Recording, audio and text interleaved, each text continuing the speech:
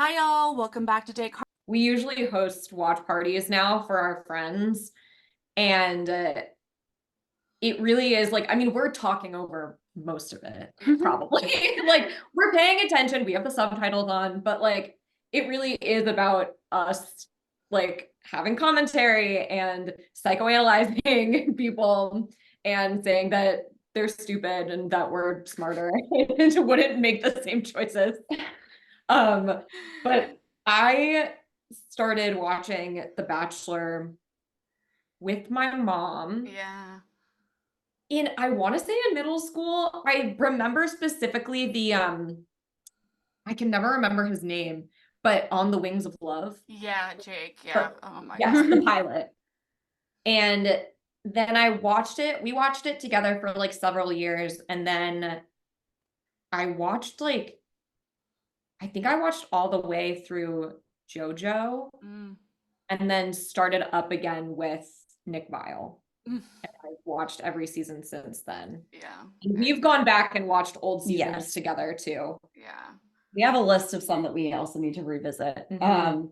I started watching around Colton Hannah Brown. Yeah. I actually, a friend of mine who I was becoming friends with at the time, we were both interns at the same place. And she was a big fan, and I really wanted to have more stuff to discuss with her. So I started watching so we could discuss together. What's kind of funny is she is still a very good friend of mine. She doesn't even really watch the show anymore. Now I have a whole new group that watches, but I mean, starting during the Hannah Brown season, that season was so good. Yeah. I really got hooked from that. Yeah. And then, yeah, I think we started watching together. So we had sort of some mutual friends. We sort of found our way into the same group. That I would say that was one of the activities we started kind of doing together in a group setting was we would watch the show together around, was that Matt James's season when we started watching together? Yes. I remember specifically watching Katie Mhm. Kristen season Yes. too. Yeah, that whole time. I mean, it was all such a blur. That was a weird Yeah. we had two bachelorettes. We had her. We had Michelle. We had then we had Clayton, and then yeah, and Matt James's season, obviously very historic, very memorable. Also, like towards the kind of like our first year into the pandemic. I mean, what a time for all of us to like really settle into whether we're gonna be insane about this show or not. I think a lot of fans like fell off around those years, but then like the people who joined just like you're fucked. You're fucked. You're in. You're in. Yeah. For better or for worse, you're in. Yeah, so that's wild. Oh my gosh. And like, are you like me and you think the show is quite gay coded? We were actually just talking about this last night with some people. Yeah. The fact, whenever there are like two enemies on the show, on The Bachelorette or The Bachelor, like the tension, there's always so much obsession with another person. I mean, I think this recent season, all of them obsessing over Maria. Yeah. There's something very homoerotic about that to me. I mean, it's very classic. Do I hate her? Do I want to be her? Do I want to fuck her? Like, very classic Kristen feelings. Yeah, yeah. And it's so Yeah. funny. You said Kristen, and I thought Kristen Stewart, which is like same. I'm like, do I want to be her? Do I want to fuck her? In my early Twilight years, but no, Kristen in the book, yes. But I have long said on this channel that The Bachelor is very queer coded in like so many like stereotypical ways, but it's still, I mean, there's stereotypes because it's like kind of a part of our community, right? And like, the U-hauling of it all. You're meeting and getting engaged within 10 weeks. You're trauma dumping all over each other on the first date. Does that sound familiar to you, gays? Okay.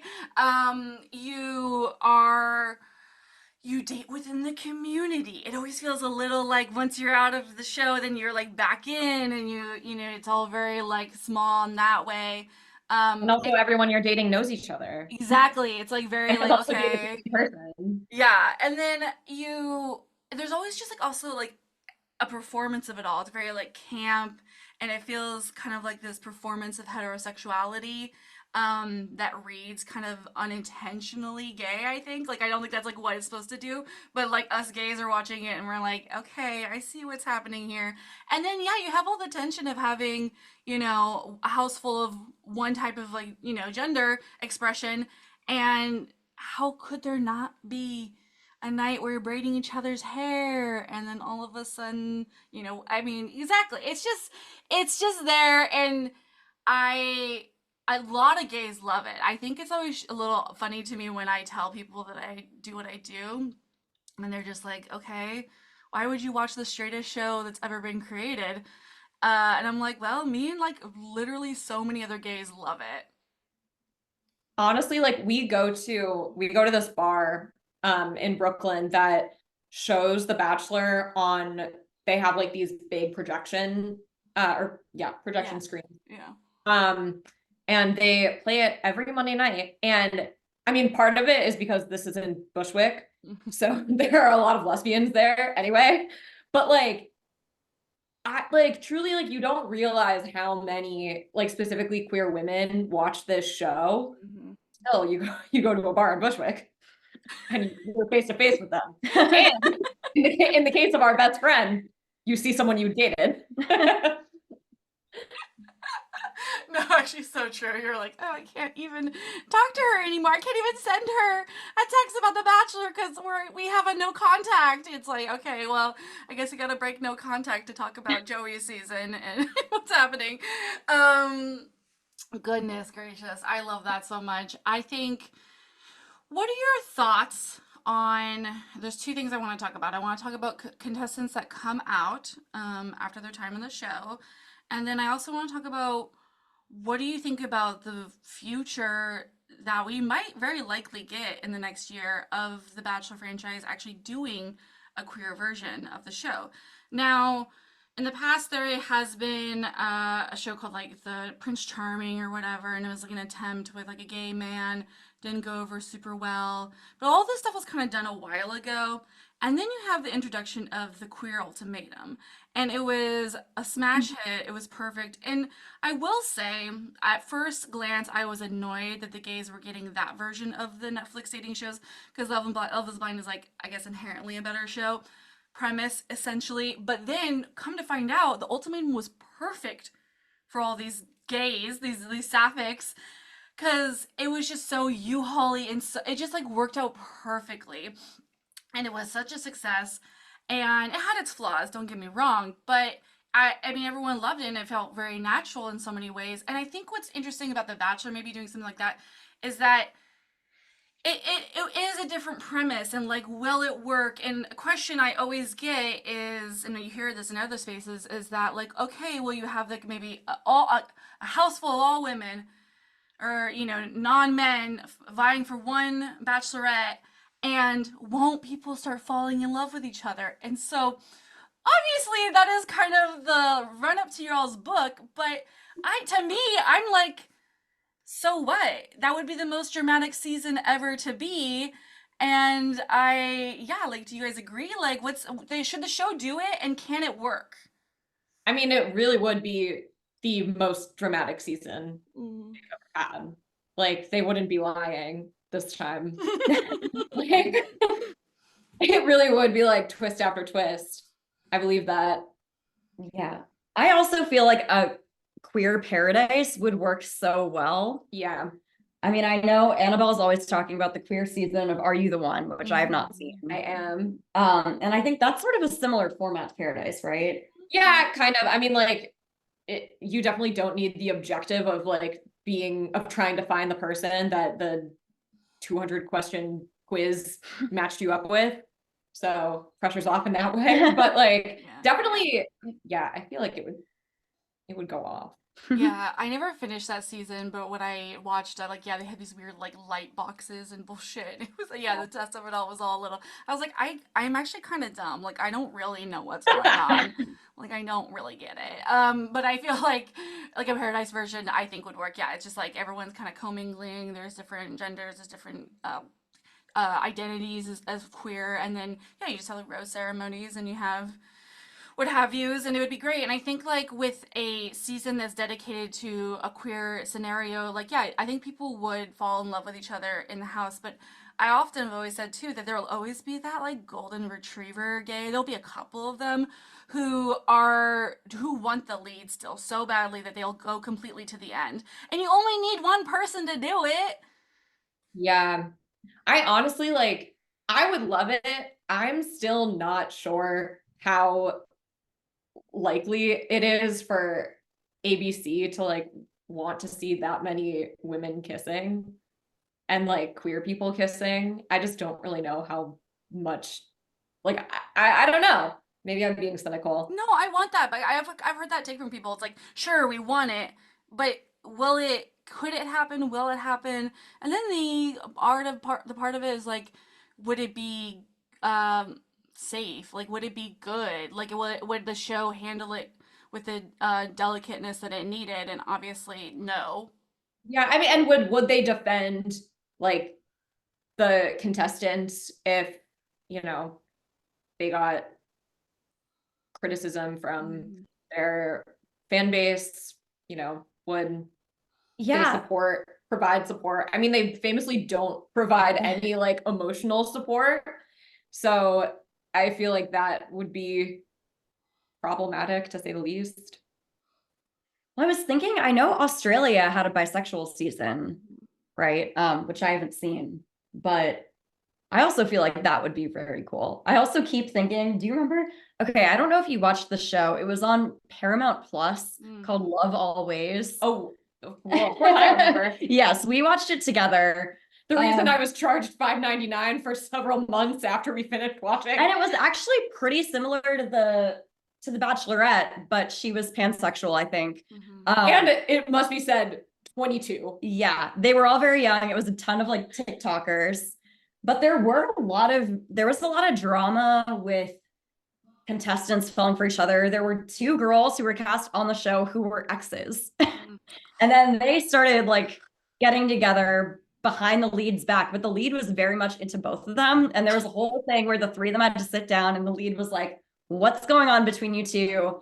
And they were exes and they had all this tension and they were like, no, we hate each other. But they also were like clearly very not over each other.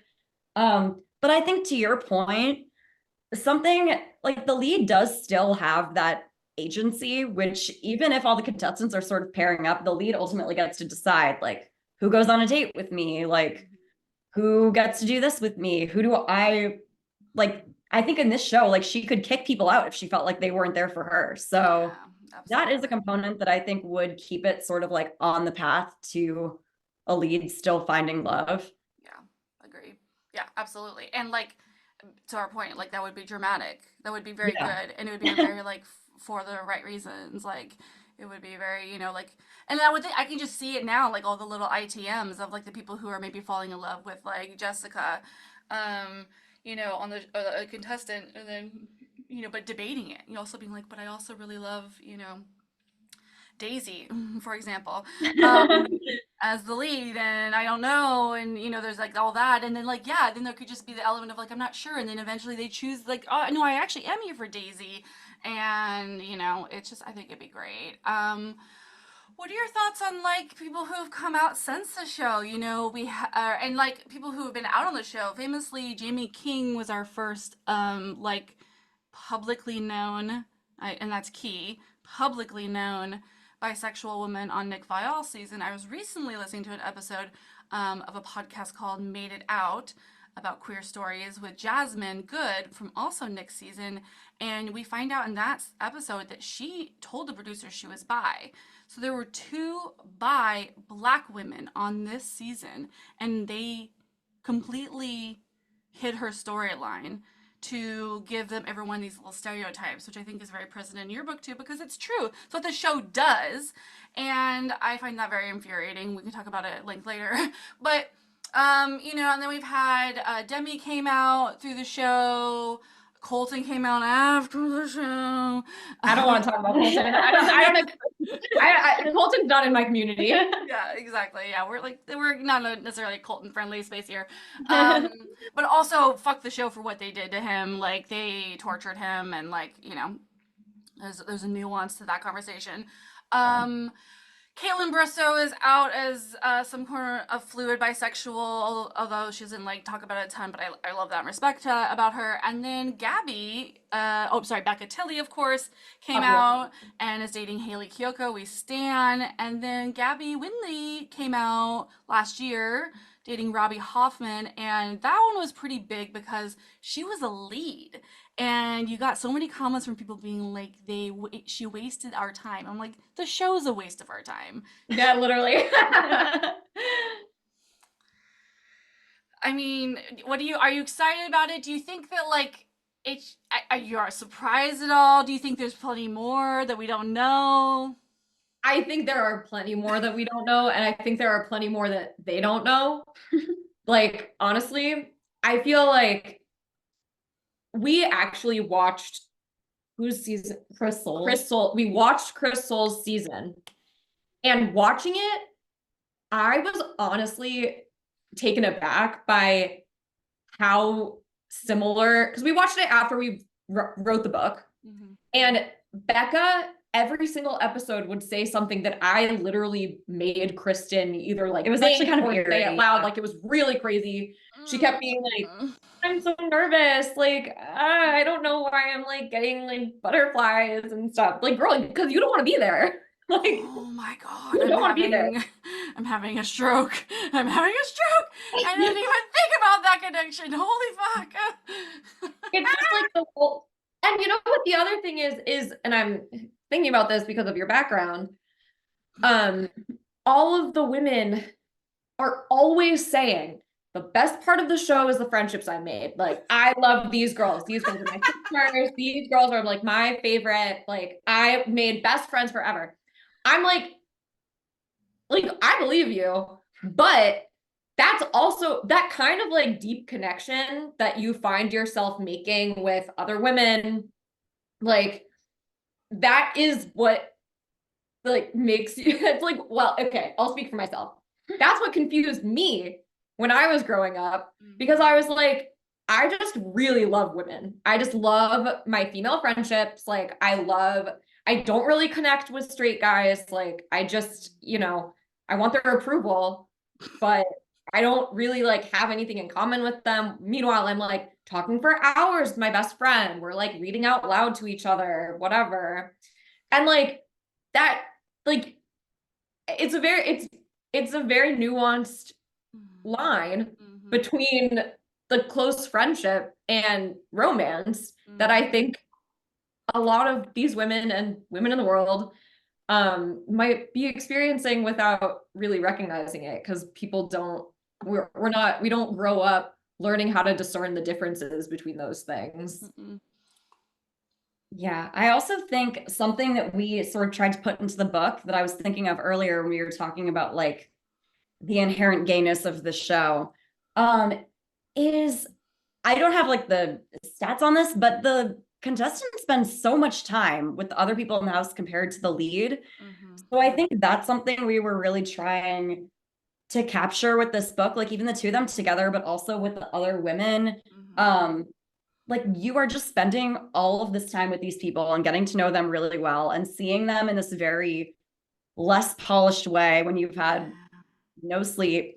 And then you pretty much see this lead like a handful of times. I mean, up until, I guess like in the show, eventually they have fantasy suites, and that's a little more time to be with them uninterrupted. But they always say, they're like, oh, I love this night is so great because you just get to talk the whole time. It's like, yeah, like when else do you get more than like 3 hours, if that?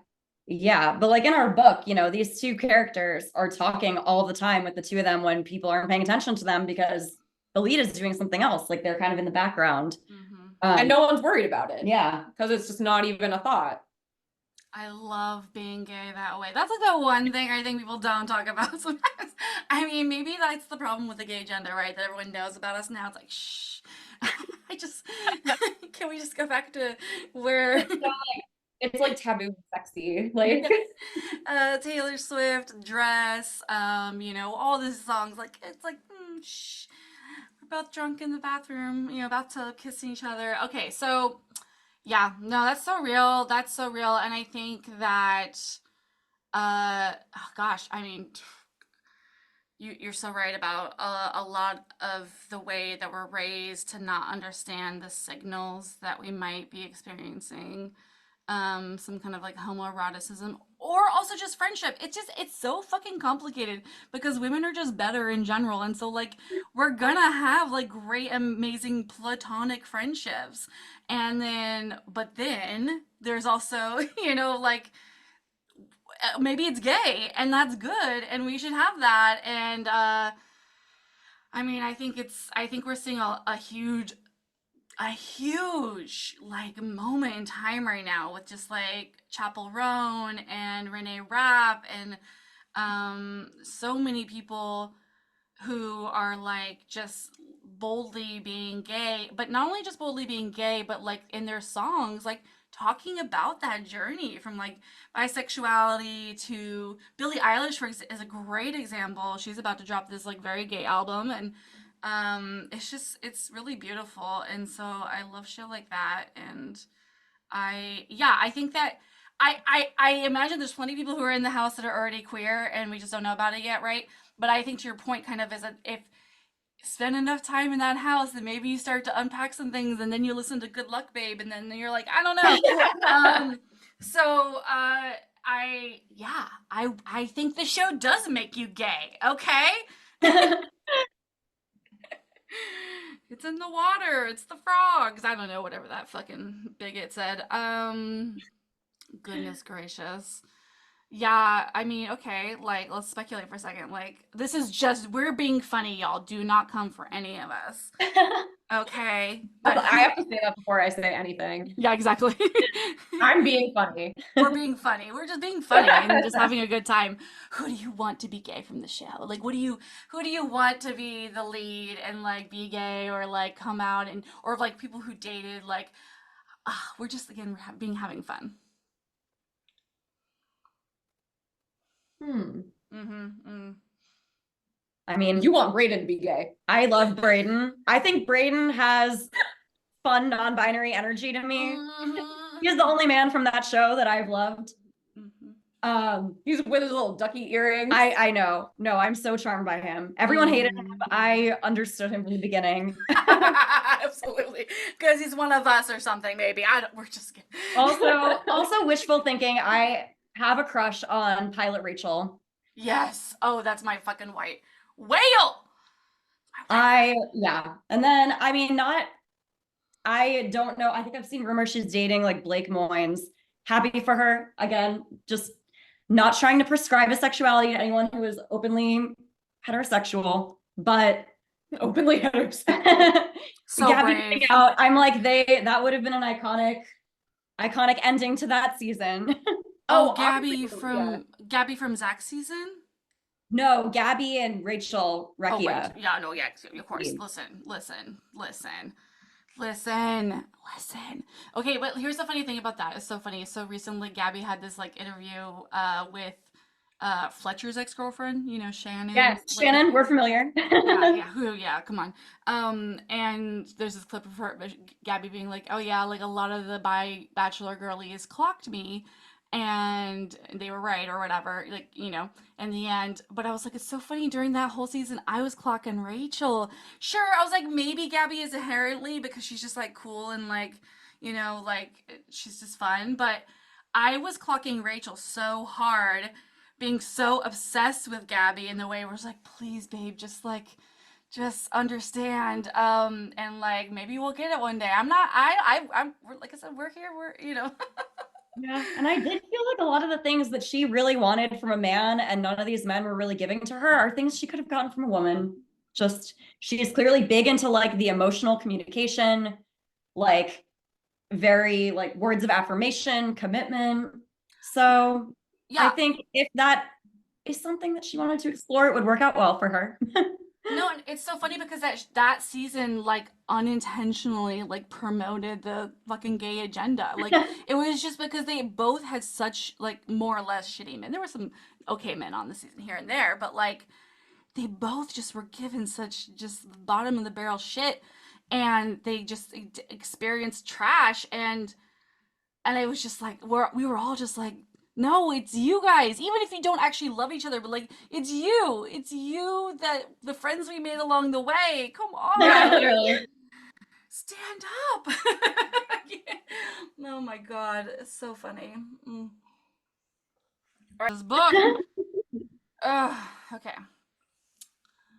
All right. So, now we're gonna start talking about the book a little bit more. I'm gonna try to avoid like major spoilers in a sense. However, this episode will come out after the book has been released. So, hopefully y'all fucking read it and you're like ready to have this conversation. And then, but if you haven't read it yet, I guess like definitely listen. I'll try to be like spoiler here, and then you can like skip ahead a little bit or whatever. But like come back, I guess, maybe if you are really want to be completely clean, Taylor Swift coded. Okay, wait, which one of you is a Swiftie? I forgot.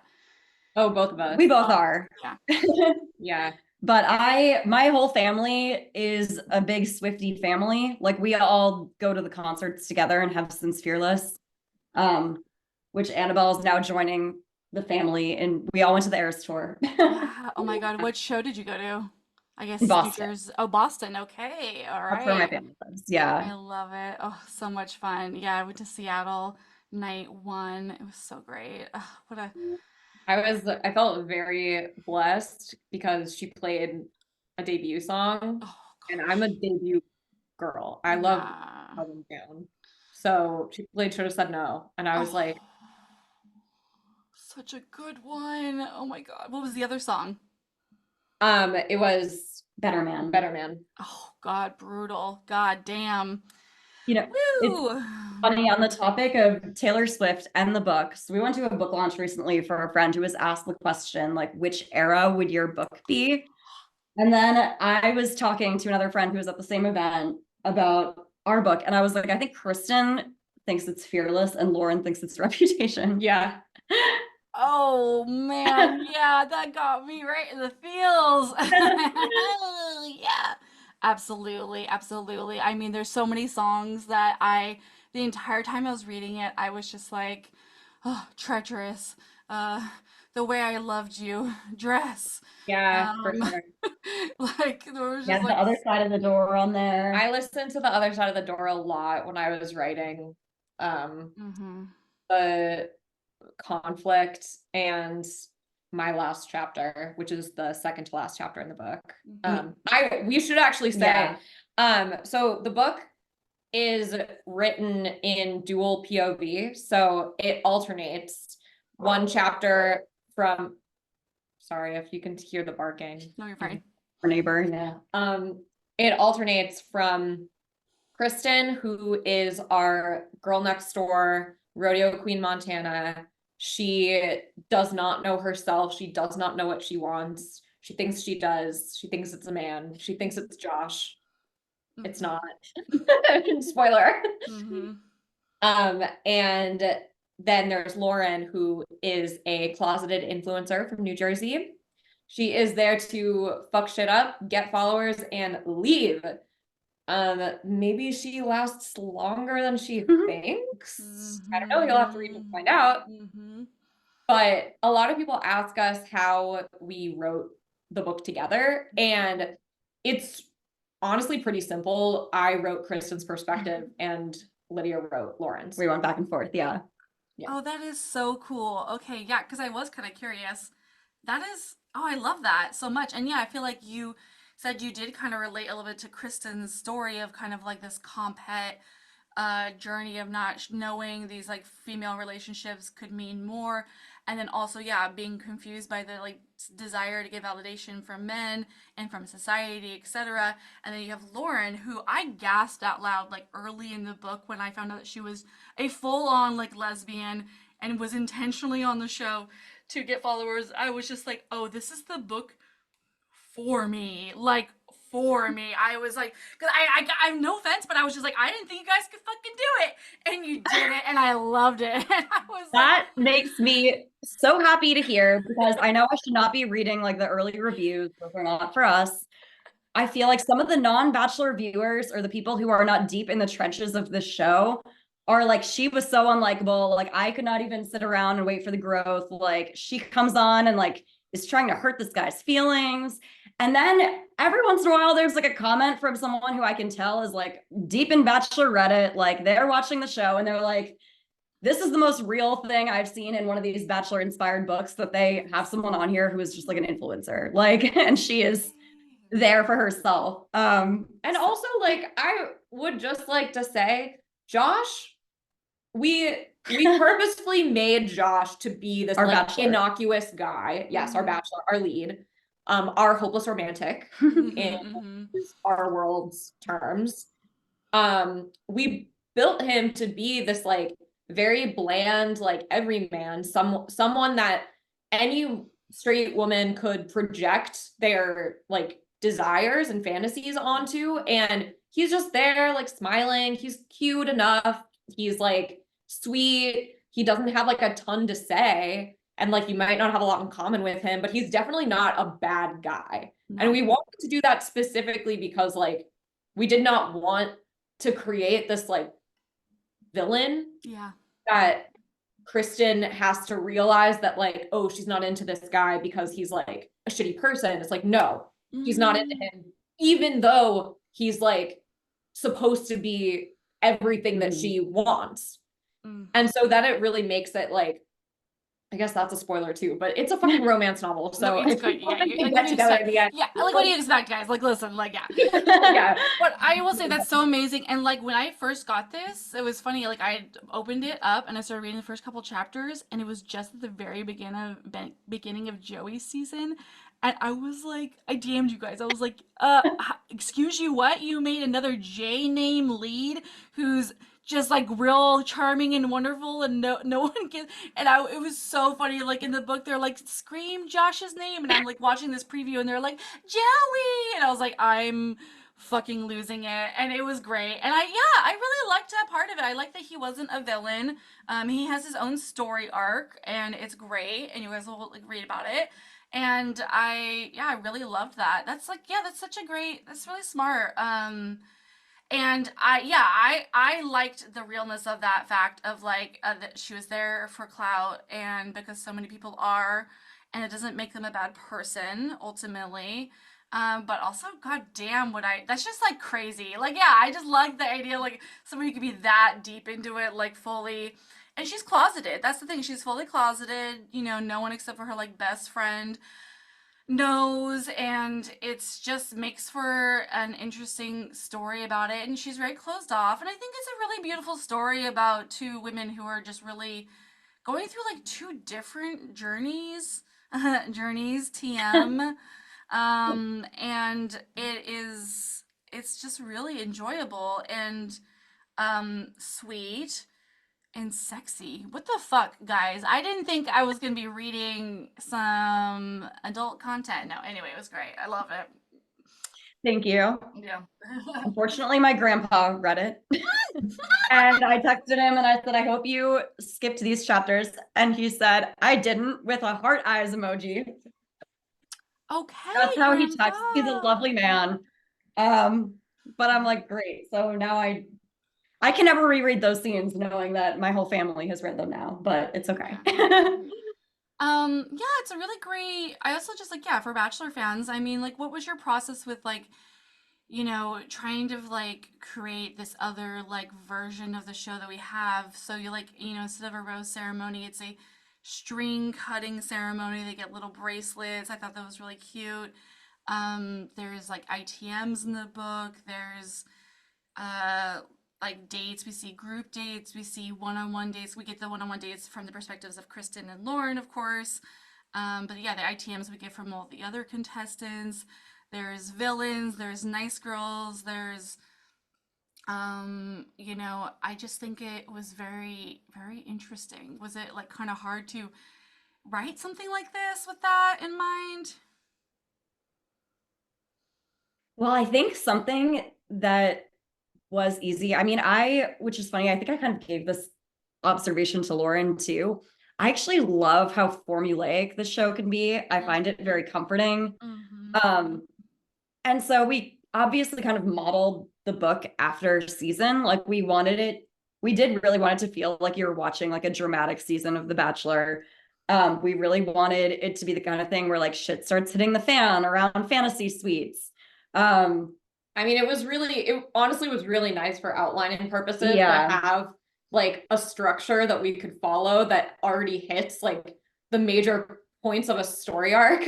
Yeah, and I think like the relationship between these characters is kind of a slow burn. But I think that also kind of mirrors the show, because I think if you're watching like the lead and their winner, you know, you usually start to kind of like sense the tension around, I would say usually like week 4 or 5. So I really wanted, even though like they're 2 contestants, I thought that was kind of like a cute way to sort of like queer it. Like we kind of do like their conflict happens around the time that like usually there's a conflict between the lead and the winner. And I feel like around hometowns in our book is, oh sorry, that was the total spoiler. No, right. Spoiler alert. Spoiler. I feel like, in my opinion, they start kind of realizing the depth of their feelings for one another around hometowns. You can cut this from the interview if it's a spoiler. I think that's what I usually see in like on Joey's season. I felt like it was clear who his winner was around then. Yeah. And then I think we had a lot of fun with the little details. Like, I think definitely my favorite part was like writing satire of the show. Like the snark was my favorite part. I think like there are so many archetypes that we're familiar with, you know, like the model, the one who like was cheated on, like, and that's like the only bad thing that's ever happened to them. Like the people whose like parents are divorced, like they don't know what like a happy marriage looks like because they didn't grow up with one. Like, okay, I too am a child of divorce. Like, like we survived. Yeah, you know, like the girl who is like says that she's like an empath but is like a huge bitch. Like just all of these you know, different like archetypes that we see emerge from honestly every season. Like someone fulfills one of these archetypes, but yeah, that was probably one of my favorite parts. And I think like it's not intended to be like mean-spirited either, but I think that it's only realistic to show the depth of a lot of these women and their choices. And, you know, like a lot of them aren't there for love. That's just not, the show has evolved so much past, like beyond what like the original conception was, that like it's just silly to treat it like it is still like Trista. Like it's just not like that anymore. I mean, but also one would argue, like literally just as you said that, I had like a weird out of body moment where I was just like, has it ever? I mean, literally, we just didn't know. We didn't know because we didn't have like access to the contestants in the way that we do now and have for the last even like now for 6 years, 7, 8 years. Like we just didn't know. Like clearly there was people on Trista's season that were not here for the right reasons. We have had that. We've had that during Emily Maynard's season, during Ellie's season, during all of these seasons.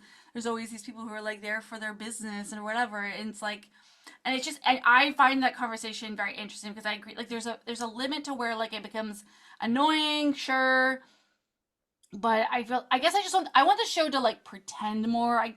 Oh, sometimes I wanted to pretend more, but then sometimes I wanted to acknowledge more what's happening in the real world too. It's a double-edged sword. So who's to say? But what is interesting about your universe is that, and this is something I think they need to fucking do to save the show, is that it's coming out pretty close to live.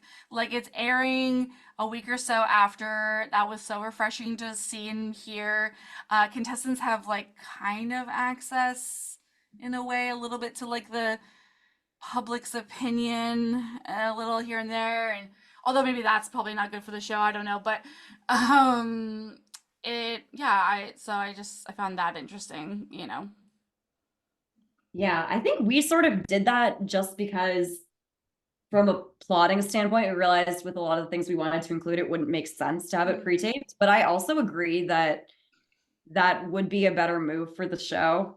I mean, I think also it would help. I am a big spoilers reader. I always, Annabelle stays unspoiled. So this is a Same. divisive topic in our household. But Yeah. Yeah, and she's constantly saying stuff like, oh, well, like, blah, blah, blah. Like, that's not a spoiler. And we're like, yes, it is. Like, we don't know that. But I She's like, well, it's obvious if you like do like the it's like when she plays Clue. Oh She's my like one of God. those people that like writes down what everybody guesses every single turn.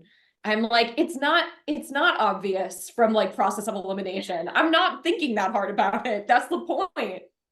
Yeah, but I was going to say, I think that if it were happening close to real time, it would Yeah. prevent spoilers, which would be sad for me, Oh, but true. it's probably what the show would like. So, Yeah. We Yeah. modeled it after Love Island in yeah. that way. Yeah. Yeah. Exactly. Yeah. So, yeah, potato. I think it's like, yeah, I know it's just hard to say. Or the other option is I think we eventually go to streaming and we just kind of drop, chunks like LIB. Like, I mean, frankly, I think that, and I think it would be so fun. I mean, it would maybe be hell as a podcaster, or maybe it'd be amazing. I don't really know. Who knows? Who's to say? I mean, it's Um, have 2 hours every week. Like that's that's a the thing. Yeah, actually, thank you. Yeah, I'm like it's like going. I don't know if I honestly don't think I could do it. Like that's just too much.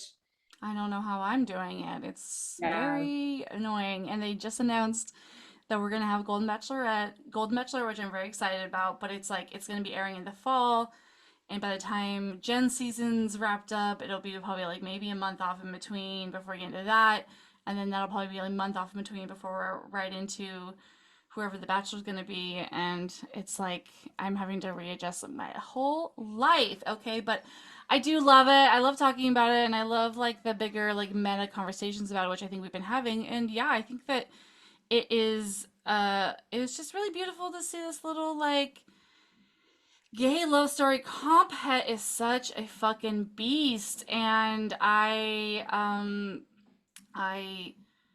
it was nice to read it. I've been out as queer since I was like 14, but I only recently kind of came out as a lesbian just last year. And it's just been an interesting journey for me for sure to like be like, oh, I was always queer, but like the way I have kind of unpacked and I've gotten rid of my like need for men in my life has been beautiful. And I like stories that are about that. But I mean, if you still are dating men, good for you.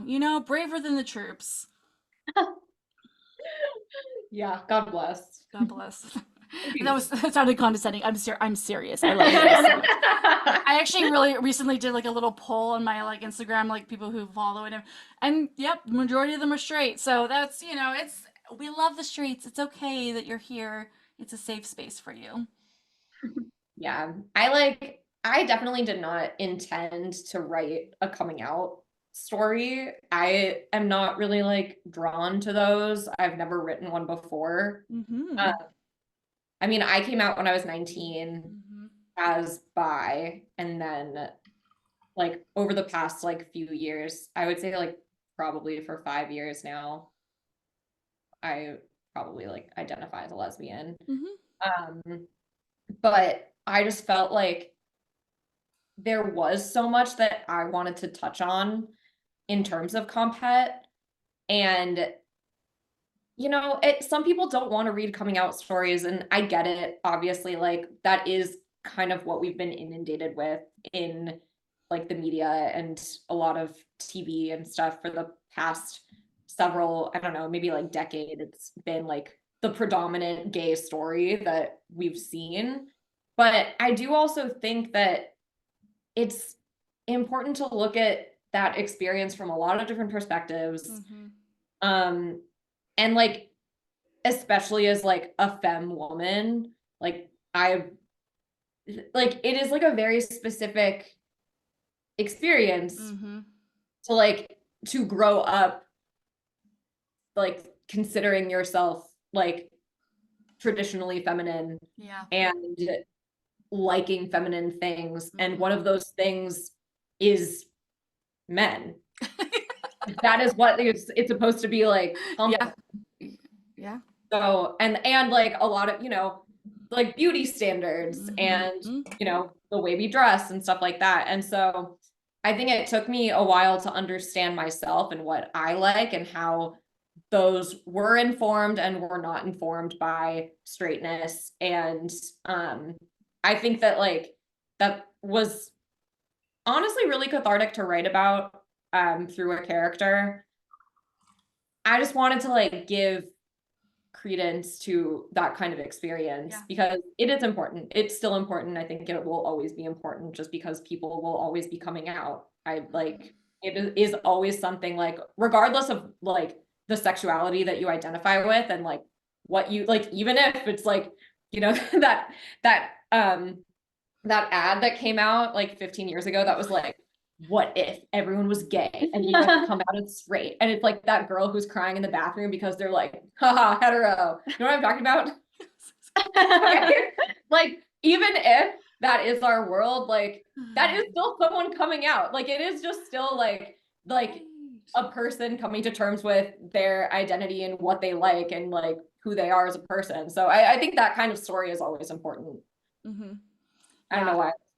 No, I love it because I think it's really relatable because I mean there's every queer story is so important in its own way. All the like the trans stories, the you know, gay men, sapphics, bisexuals, ace, people who are fluid, pansexual, all of it is so important. And but like we're not done. Like we're not like like the thing is like femi type women like are they have a lot of privilege. They really still do, even if they're like out.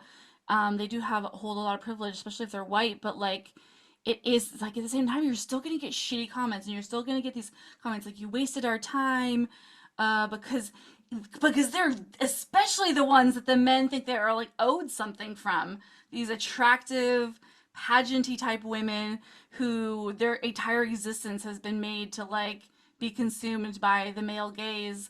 And it's like no, not always. And I think that's like still good to see. And I think that's why I just would love a queer storyline on The Bachelor in that way, because I think it's more important to see that. And like, that's all we got during Demi and Christian's storyline on Paradise. It was so interesting because people were so like confused, you know, to see these two like femme women and just like, oh, which one's the man? Or like, I don't, you know, it's just like crazy.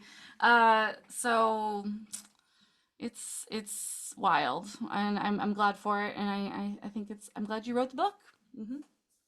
I would not be surprised if the story of our book happens on the show. It feels kind of like a matter of time to me. Or if it already did. Yeah, exactly. But the ending though. That's the ending. I want you guys to read it because the ending is so good. And it's wild. But yeah, I agree. I mean, I think some kind of variation is happening like pretty often. And I want you guys to read so you can watch for the signals. No. Yeah, what are some other important things you guys want us to know about the book and your writing experience and what you hope people glean from it? I already went on my little tirade. Do you have any? I mean, I hope people have fun. Yeah. I really want it to just be a fun time. It is supposed to, we wrote it to be a beach read. You should get through it in a couple of days. It is supposed to be frothy. It is supposed to feel like, I mean, the way that I always described it when I was working on it was that writing it felt like eating candy. Like, I mean, I guess that's that's what like guilty pleasure means, but like, you know, it's supposed to be like light and sweet and, you know, have a little bite to it. Yeah, I really just want it to be like, I mean, I think that there are some things that we put in, like what Annabelle beautifully articulated. And I actually do, I think Lauren's storyline. Yes. Oh yeah, let's talk about Lauren a little bit. Yeah. I know. I was thinking about this too, but I didn't want to give stuff away because I feel like some of her stuff towards the end might be a little more surprising. But I mean, I think I'm trying to think of how I can talk about this without spoiling. I think a lot of her character arc is about hiding the pieces of her that she thinks are the most personal, and that I think over time she starts to realize are the most special things about her. But at first she might think that those are more of like a liability, and that her image is what she can control. And I think, I'm sorry, I'm like really struggling to phrase No, this without I like love it. really going into You're doing great. spoilers. But I think that that is something that is beautiful, because for me, I see it as her queerness is actually ultimately something that is like very beautiful and important to her. And that is why she keeps it so close to her chest. It's why it's so hidden. It's why she does not want to be publicly out, because I think she does not want to be sort of ripped apart by people and analyzed. She really Also, as someone who is like a content creator, she exploits like a lot of her personal life for Yeah. money, and you know, and, like gives a lot of those pieces away, and this is one thing that she keeps Doesn't private. exactly. Doesn't want to. Yeah. So true. Yeah, because I was sort of thinking, I mean, something that I was thinking early on was, is this realistic for a book set in the present day when there are so many queer and lesbian influencers out there? Like that could be her brand, but I think there's a reason that she wants her brand and she wants her image on the show to be this fake version. Because I think, yeah, she is very scared of rejection of the parts of her that are close to her. And parts of her arc are about not just with Kristen, her love interest, but even other characters, like learning how to show her real self and be vulnerable. One of my favorite parts about her story is her relationship with her sister, which is very based on my relationship with my sister. I mean, it's a little different, but there are some certain moments that were very meaningful to me, that I really like put my little sister into. And yeah. I know I am really glad you brought that up, because I, as a reader, I enjoyed that it wasn't shame based. It wasn't shame based for like her, and I really enjoyed that. It was more like privacy, and yeah, she had some complicated feelings about a lot of different things, but like she never questioned really who she was, and yeah, she just wanted to keep it like private so it wouldn't get picked apart in some kind of way. And I respect that. I do. I respect that. I think people like misunderstand sometimes, like everyone's like the gay world of just like we want everyone to be out. We want everyone. It's like no, we just want everyone to be just doing their thing and like being happy and not being prosecuted and killed and having laws made against them and all these different things. We wouldn't have to come out if you guys weren't just like making every other element of it so fucking horrible. And if you aren't wanting to come out for a lot of varying reasons, you're so valid and real as we enter into this Pride Month. People who are in the closet are very much a part of the community, and I think that's important. But I also enjoyed that it wasn't like shame based. Also, like respect if it is not shame based, but like if you're nervous and you have people who are putting shame on you, that's also super valid. You know, yeah, I appreciated that. Thank you. I also think that we did a lot of stuff about compulsory heterosexuality and heteronormativity, but I think we did not really put any kind of like internalized homophobia in there, which I am proud of. I think there are definitely some like moments of confusion and moments of fear, especially in the context of I'm in the show and it's getting too late, like what's going on. But yeah, exactly. And also, and these characters are concerned about hurting people. Yeah. Like they're not just like, man, like I'm just here for myself. Yeah, exactly. Like they are concerned about like actually doing emotional damage. They don't want to do that. But you know, it's like they box themselves into a corner, and you have these producers that are making a show and exacerbating everything. Yeah, and you have a man who does not know how to like read between the lines. Oh my god, upset. It was like I loved it. I like loved every part of that. I was just like, no, this is so funny because like he just doesn't get it, and it's like whatevs. But back to your point a second ago, Colton, boxed into a corner. Bruce is fucking you up again. We're not here for it. We're not Team Colton, but like it's just the reality of like, sometimes people don't want to hurt people, but like it just, shit is rough. So crazy stuff. But I love it. I love it so much. Thank you for writing it. Everyone should check it out as soon as they can. I love the description. It's a beach read. It's a fun. I finished it while I was at the river the other day. So good. So yeah, definitely check it out. Yeah, I thank you guys so much. I think this is a fun way to continue the conversation about queerness in our media and all the different ways that it affects us, and how it should be normalized so we can have different stories being told. And it's also just fun, and that's great. And I'm glad, glad you guys did it. Thank you for doing it.